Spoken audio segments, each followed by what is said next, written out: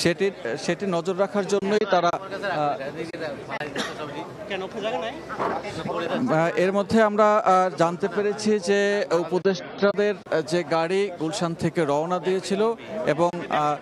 সেই রওনা দেওয়ার পরে এখন তারা বঙ্গভবনের মূল ফটকের সামনে উপস্থিত হয়েছেন এবং বঙ্গভবনের মূল ফটকের সামনে থেকে আর অল্প কিছুক্ষণের মধ্যেই যে বাকি যে উপদেষ্টাগণ আছেন তারা এবং ডক্টর মোহাম্মদ ইউনূস তিনিও বঙ্গভবনের মূল গেটের সামনে তিনি চলে এসেছেন। আর অল্প কিছুক্ষণের মধ্যেই তিনি দরবার হলে প্রবেশ করবেন এবং দরবার হলে পরিপূর্ণতা লাভ করবে এই অন্তর্বর্তীকালীন সরকারের। এবং এর মধ্যে অন্তর্বর্তীকালীন সরকারের প্রধান উপদেষ্টার যে গাড়িবহর তাকে স্বাগত জানিয়েছেন।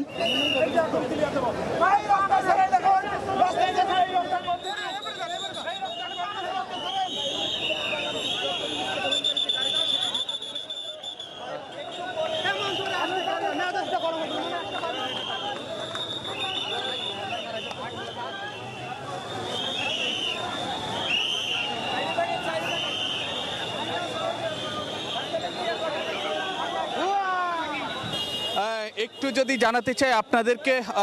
অন্তর্বর্তীকালীন সরকারের প্রধান উপদেষ্টা অধ্যাপক ডক্টর মোহাম্মদ ইউনূস তার গাড়িবহর এই মাত্রই বঙ্গভবনে প্রবেশ করলো